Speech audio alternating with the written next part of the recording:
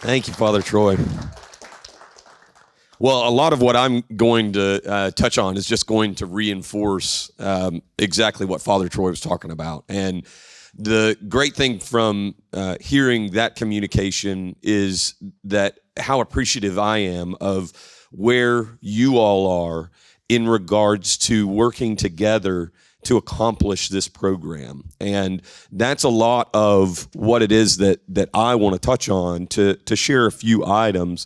But just circling back on something, so thank you to Andrew for the kind words at the beginning with the 3 points of humility, tenacity, and intelligence. But we were laughing because my wife would say that I'm humble because of my lack of intelligence, and then James and I were laughing because I am a bull. I will be a bull for what I believe in, and so that is fair. I am very tenacious, and I might be a bull to the level that some things get broken, but I think that that's a good way to be, because we can always ratchet back and say, hey, all right, I came in too heavy. That's okay, as opposed to coming in too light. And I think that that's something that really reinforces what Father Troy is talking about in the relationships. And so I think a few of the things that I would like to share is, and I'll talk on that at the end, is what it is that we as a council can do on our side to be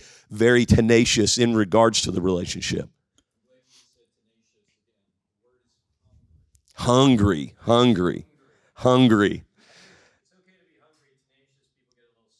Yeah, that's right. Tenacious is a little much, but yes, perfect. So the hunger is definitely there for sure. But so a couple of things that I wanted to make sure to let you to share and just touch on are, so I've been in scouting for 16 years. I started in Knoxville, and it's a strange correlation. I also studied Latin. I learned Hebrew and Greek. And as you could probably imagine, I went into that field we were talking about. I was in Louisville for a year on the campus of Southern Theological Seminary. So I've got a lot of the same world, but in regards to my upbringing, which I loved every bit of it, it's to say that it's Protestant, you all will know in terms of the whole Southern Baptist side of things, they kind of level themselves off of that side of it in their own entity. But I loved my experience growing up, and then it was something that was a real blessing for me to be able to get into scouting. When I was looking for a career and what I was doing after I graduated, I was actually recruited in to do this. I was never in scouting. But when I did come in, I wanted to do something that impacted lives and impacted especially youth in a positive way. And so that was something that was a really great opportunity and a significant blessing for me that's really kept me passionate about what it is that I'm doing over the 16 years and over my career in doing this. But just want to share a little bit about the state of scouting, and hopefully you all have had a lot of these same experiences within your particular area. But scouting in Middle Tennessee is really doing very well right now. This past year, we grew by 5%. We have 12,275 youth involved. We've got 4 properties here in Middle Tennessee, and we had over 10,000 youth that participated in our outdoor activities at those properties. And all that to say, the one other thing that I always like to touch on, Eagle Scouts, 212 Eagle Scouts. And a lot of the reason why we operate at a higher level, so the national average is about 4% of the Scouts BSA members achieve the Eagle rank, and the Middle Tennessee Council is able to operate at a higher percentage than that. It's because of the volunteers that we have. And the reason why our volunteers are strong is because of relationships that we've built with church leadership or community leadership. And so I think that that's something to reinforce on Father Troy's aspect that I wanted to touch on at the end in terms of that relationship and who we are identifying in terms of our leaders. But the element of things going well, that's not necessarily the main thing. The important element that I like to touch on is why scouting is still relevant. And I think that it's probably something that's just reinforcing. You all, I would hope, still feel that it is relevant. And just hearing from Father Troy's points, very relevant within the youth that he's working with. But to the value that makes sense to the youth, the aspect of going in and saying, we get to go camping, hiking, fishing, and on the elementary side of things, we always say shoot BB guns and bows and arrows, but be able to participate in some type of shooting sports. That value element is still there. It's always there. There's never a situation where we've gone in and we talk with those youth and they say, nah, I'm not interested in that. It is always just tell me what we need to do. And the value element where the miss is happening is with the current parents of those youth, because the parent is the one that is making the choice about what they're getting involved in. And what we as an organization need to do a better job of, and I think that that's such a great opportunity that we have with the diocese within our community, is being able to reinforce the value to the parent. So it's on two different levels. The first level of the value to the parent is the advancement program. And I loved that aspect of the religious emblems that I think when we meet with Father Gilstrap, that's something that we can reinforce. The element that is the differentiator for scouting is the advancement program on this level. It teaches a child to be systematic about a goal, and then the goal is achieved in a year time frame. It is not a short season. It is a year. They have to really commit to this. Then when they achieve that goal, they're recognized in front of their peers for their achievement with something that is handed to them. That is a huge value to current parents that we as an organization just need to do a better job of communicating. And then the second thing in terms of the value is there are three positive things that I always like to mention. We joke around, it's called the 3 Ps. And this comes from my upbringing, that I wanted to be able to easily communicate why scouting has such a strong value. The first one is it prepares youth for whatever field they go on in life. And the great situation about our program is it's right inside of the motto with be prepared. Then it also helps with prevention. The Scout Oath and Law, especially reinforced with the Catholic doctrine, is right in line with helping our youth make good choices over their lifetime that helps prevent them from being in complicated situations that are not going to be productive for them. And then the last thing is the organization makes a positive impact on the family unit. Something that Andrew and Jim and I talked a lot about over the past few months is the family focus that is the simple correlation between scouting and the Catholic Church. But to me, a lot of what our communication to the public needs to be is within scouting, because I experienced it personally. I played sports. All of my memories were on the field or on the court with my friends. And I remember them. I have vivid memories of those. But they were not with my family. The great thing about scouting is all of those core memories, and luckily I get to have the differentiator because I have those core memories with my kids. But those core memories are together as a family. Whenever they see a waterfall for the first time, or when they get recognized with the religious emblem in front of the group and they get the item that they get to keep with the actual medal, those memories are together with their family. And that aspect inside of what it is that scouting currently is offering, and then the willingness that we have together with the church and with scouting, that's something that we have an opportunity to really capitalize on, that focus on the family, and to be able to reinforce this. Because I think a lot of what are those buzzwords, the media current structure of clickbait, essentially is what we were talking about on a few of those big items. I think that all of those things are always going to take care of themselves, because families at the end of the day know that the core family unit structure is what is the most productive, what is the most helpful to be able to have our kids have great lives and have better experiences than we even did. So a couple of things that I wanted to touch on, to circle back to the beginning, that we were saying that family focus in terms of an opportunity that we have.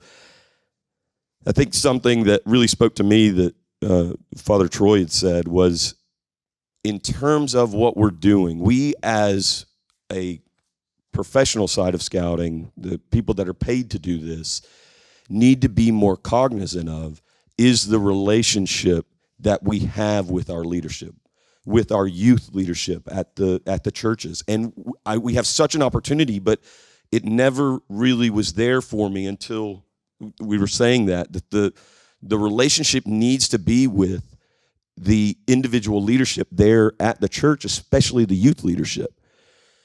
But the conversation is, okay, what do we talk about when we get there?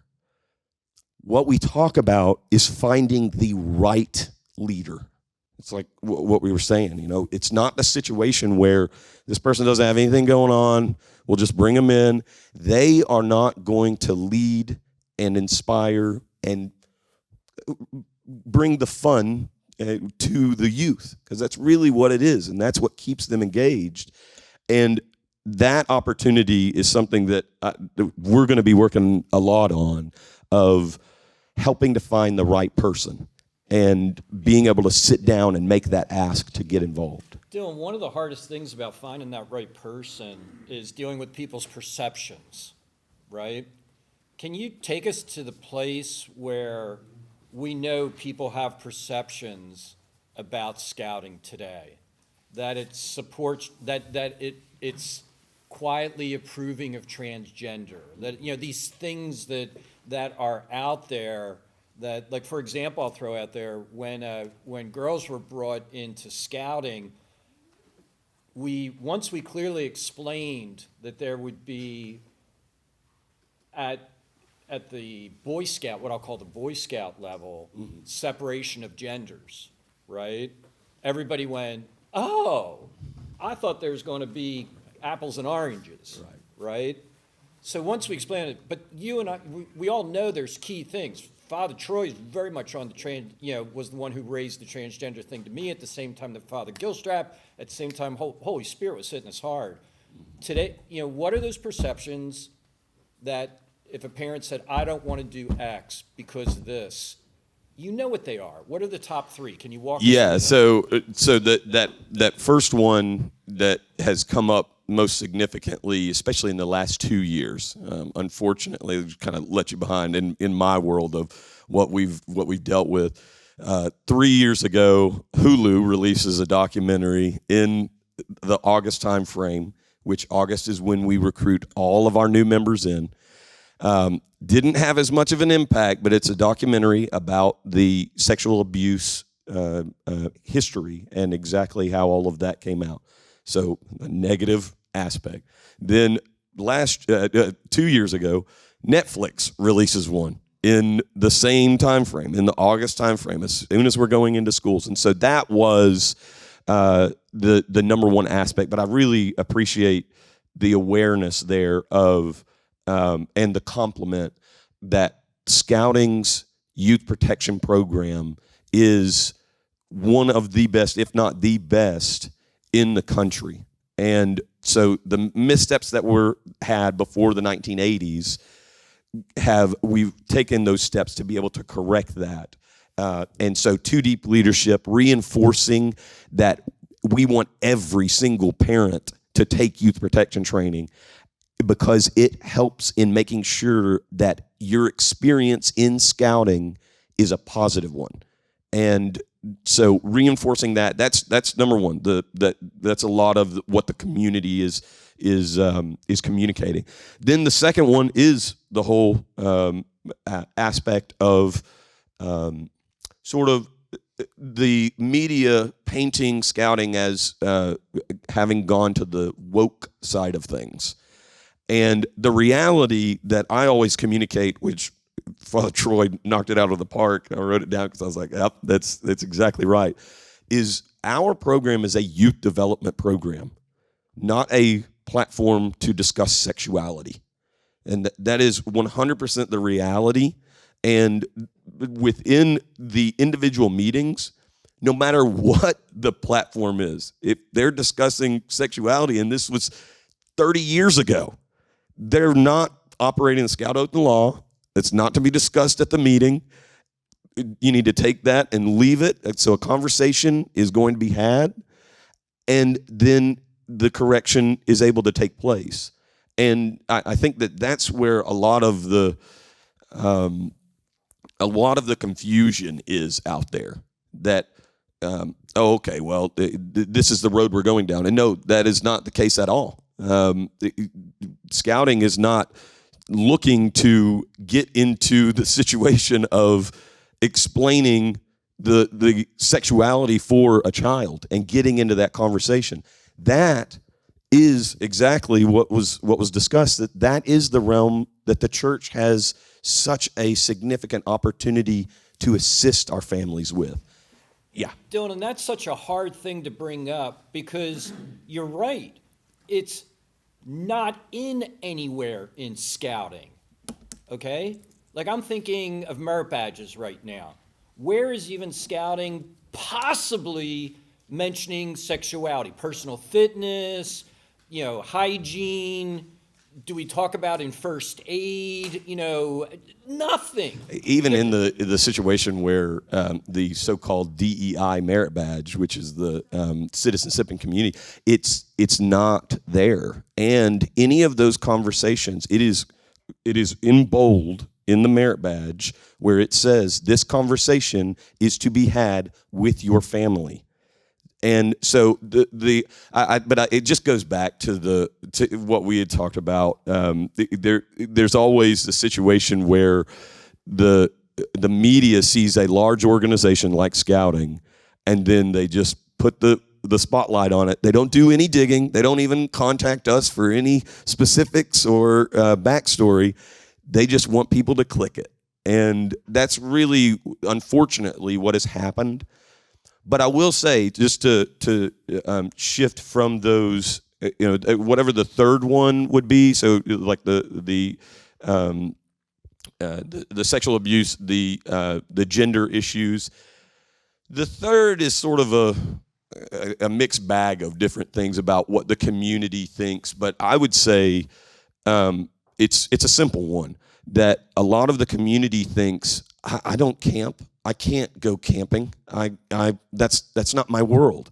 And they think the parent immediately says no for the child's adventure desire, but they say no because they don't have that desire. And that's really on us. We need to figure out how we can help them feel comfortable inside of that realm where the child has that desire for adventure. And there's a few things that we're doing within the Middle Tennessee Council this coming year that I think is going to help with that. But we found out, and let me mention this one thing, something that you can take back and is relevant to every council for scouting across the country.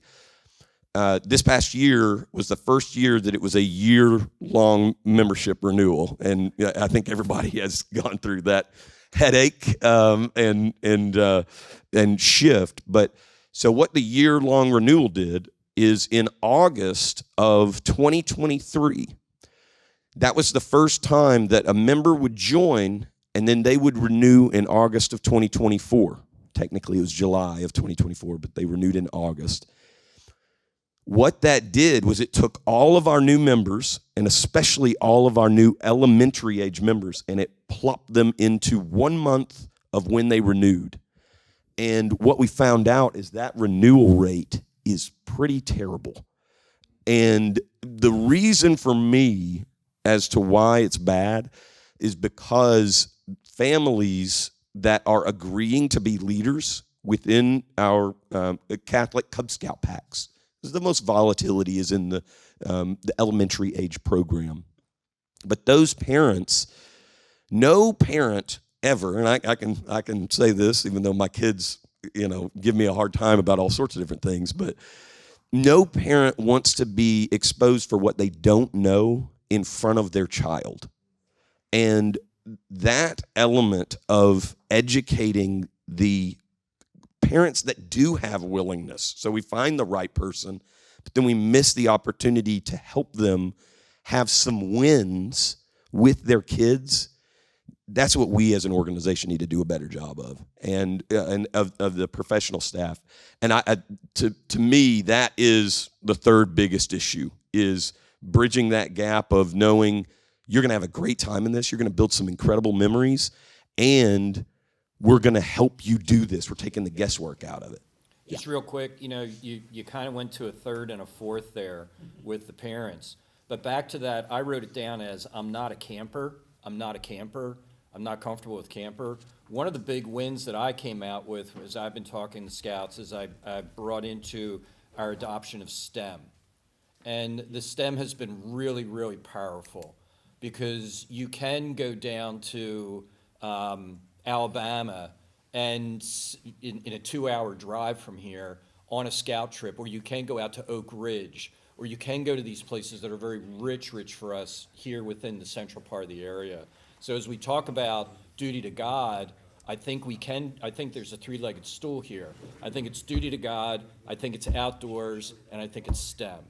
And it's just something for people to walk away with and see how that works for them as they go forward. Because STEM has been really the savior for me. STEM has been the, not losing the ball over the fence and getting my glove out and catching the ball. Okay. Well, this is a Middle Tennessee specific item, but we're really excited about what we've accomplished in that realm for STEM, and what we have built is a skilled trades facility at our camp. And so STEM and skilled trades is one of our big focuses, and we have incorporated weekend programs that are going to happen on a Saturday, and the first one is coming up on March 1st, and we've already got 450 scouts that are registered for it.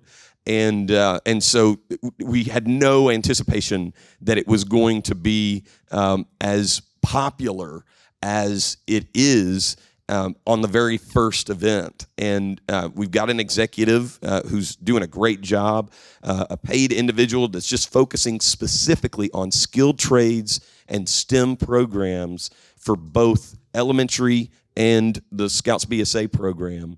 And I think we're going to have a significant opportunity there to be able to reach a market that we haven't necessarily aggressively reached out to. And so that promotion's not just going to be to our current members, but we're also going to begin promoting those different events to the general public, which is going to be great.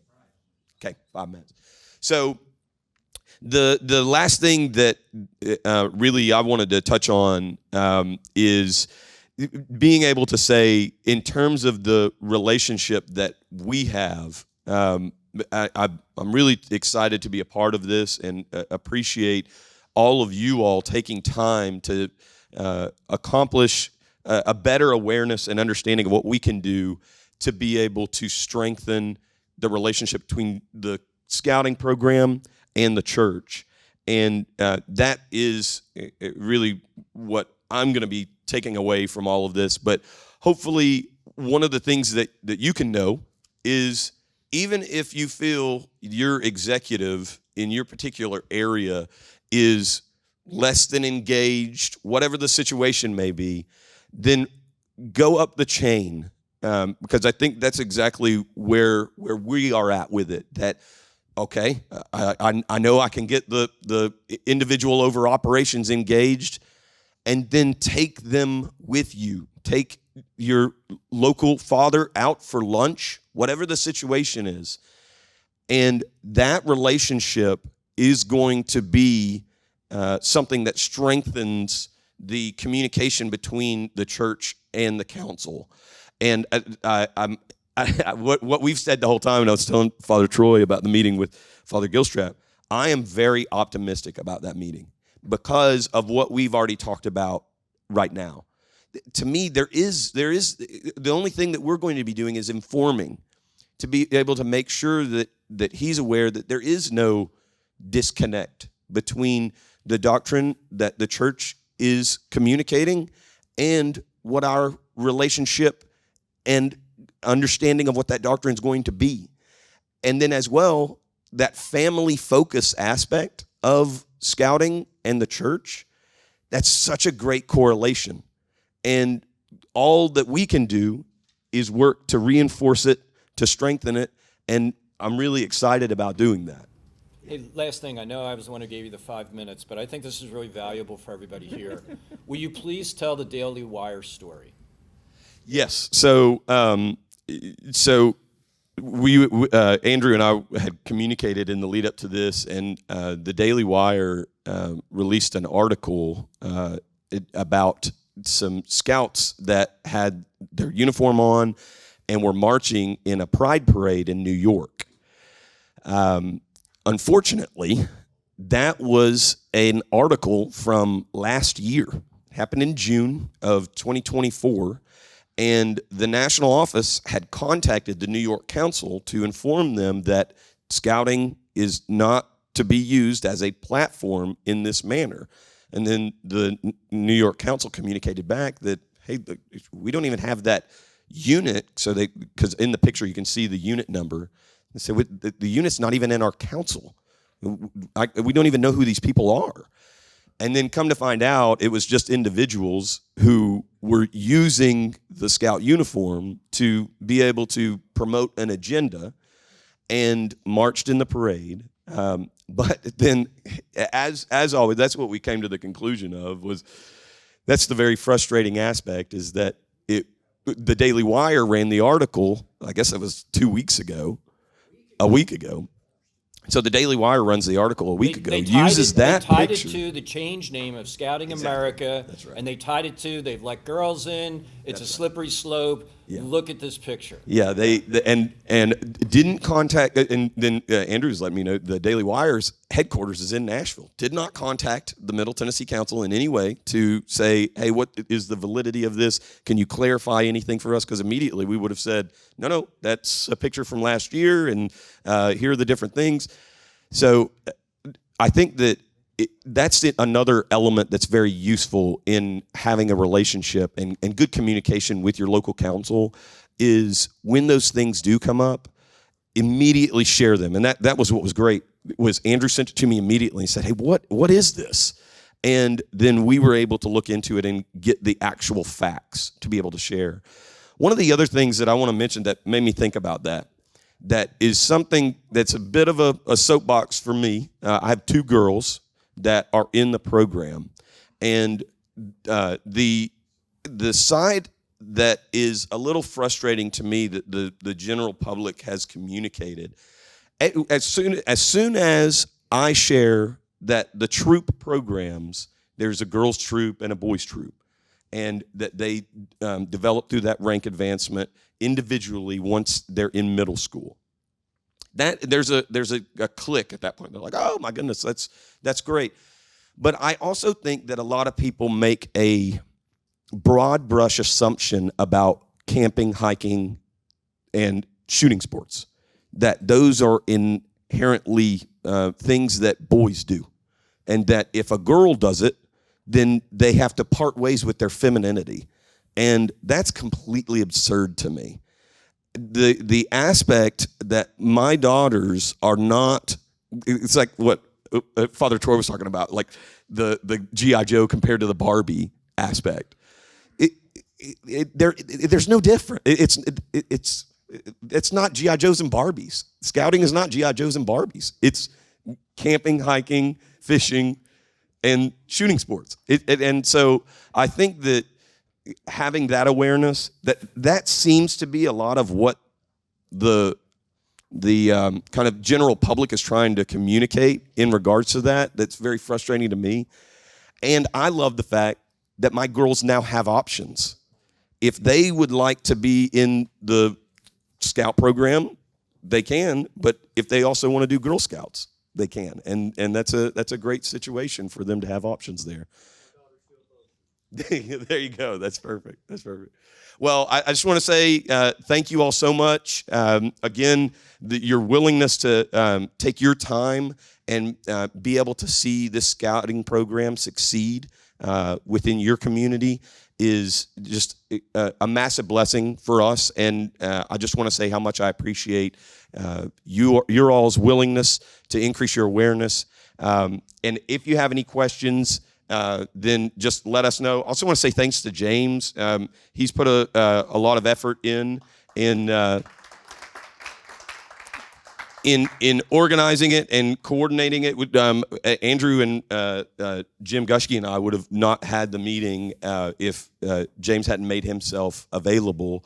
And in a conversation that we had maybe 6 months ago, I'm very appreciative of the hunger, not tenacity, but I like tenacity, but the hunger that Jim has to be able to see the Catholic Committee on Scouting and the Religious Emblems program be successful. So thank you all so much.